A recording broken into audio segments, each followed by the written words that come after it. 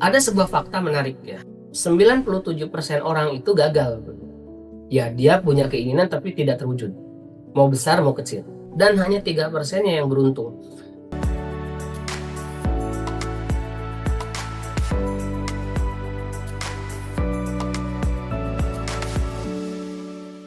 Ada sebuah riset ya di Yale University tahun 1967 mensurvei 1.000 wisudawan. Kemudian wisudawan itu ditanya dengan pertanyaan begini, nanti 20-30 tahun yang akan datang ingin jadi apa? Mereka bilang, jalani hidup apa adanya aja dulu deh gitu. Nah, 35% dia bilang ya pengen sukses dong. Jadi dia ingin menyebutkan sukses tapi tidak spesifik. Dan ada 3% dari mereka yang mereka itu menuliskan impian itu secara spesifik dan tertulis, Bapak Ibu. Dan faktanya 3% inilah yang kemudian berhasil. Kenapa ada orang-orang gagal? Pertama dan paling besar pengaruhnya adalah lemah spiritual. Dia lemah tujuan hidup, baik bagi diri sendiri, keluarga, saudara, tetangga, organisasi, bahkan negara. Jadi ya punya, tapi sesuatunya itu sifatnya umum aja gitu. Bukan sesuatu yang kemudian menjadikan guidance dalam hidupnya dia. Dengan kata lain, lemah tujuan hidup. Makanya kalimatnya itu, hidup itu nggak usah terlalu dibawa susah gitu. Nah ini lemah spiritual kalau menurut saya.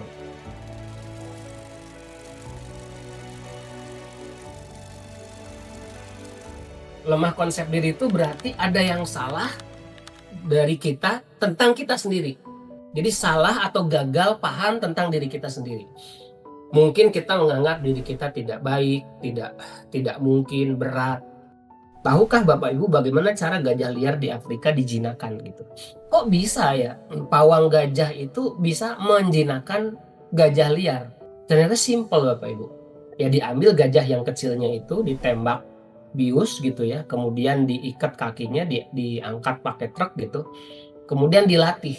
Nah, si gajah itu ya bukan berarti kemudian dia tidak mau lepas, dia mau lepas. Tapi setiap dia mau lepas, Bapak Ibu, dia tidak pernah bisa lepas. Sehingga lama-kelamaan ngapain saya harus melepaskan diri, toh nggak lepas pun saya tetap dikasih makan, dikasih pasangan. Tambah dewasa gajah itu nggak kelihatan mau melarikan diri, barulah kemudian diputus tuh tatanya. Uniknya itu si gajah itu nggak lepas, Bapak Ibu. Selama masih ada gelang di kakinya, gajah itu merasa bahwa kakinya itu masih diikat. Nah, merasa masih diikat inilah sebetulnya yang kita sebut sebagai rantai gajah, Bapak Ibu. Jadi apa sih yang dimaksud dengan rantai gajah itu? Keyakinan yang salah. Jadi rantai gajah itu kalau bagi manusia apa? Pengalaman buruk, kata orang, kemudian yang kemudian kita yakini, kayaknya saya nggak bisa. Jadi semua hal yang sebetulnya entah dari mana sumbernya, mungkin dari orang lain, mungkin kata orang tua, mungkin lain sebagainya, sehingga itu membangun keyakinan kita. Nah, ini yang kita sebut sebagai lemah konsep diri.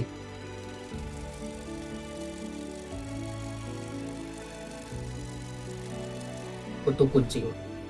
Nah, kutu kucing ini Bapak Ibu ukurannya 1 mili. Kemampuan loncatnya itu 300 kali tinggi tubuhnya. Ini luar biasa besar.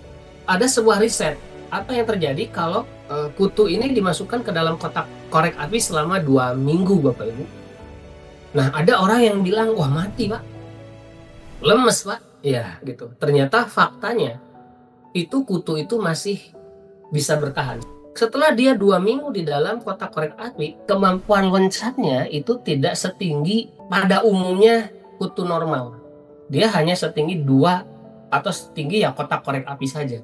Jadi yang menyebabkan orang-orang itu dia tidak berhasil mencapai hidupnya adalah karena ya dia punya kotak korek api. Kotak korek api itu apa? Atasan Bapak Ibu atau bawahan itu juga kotak korek api. Ya, misalnya gini, kita punya atasan, udah target tuh kecil aja. Atau kita atasan, bawahan kita bilang, Pak ini kan berat Pak, nggak bisa. Nah berarti atasan atau bawahan kita Bapak Ibu sudah menjadi kotak korek api yang membatasi potensi kita. Yang kedua, teman atau relasi. Misalkan gini Bapak Ibu, ambil contoh. Karyawan baru kalau masuk ke dalam perusahaan kita itu pasti rajinnya minta ampun. Tapi kalau kita lihat beberapa waktu kemudian dia akan mengikuti budaya organisasi yang ditularkan oleh seniornya, betul tidak? Nah, artinya apa? Teman atau relasi itu sudah menjadi kotak korek api bagi orang tersebut.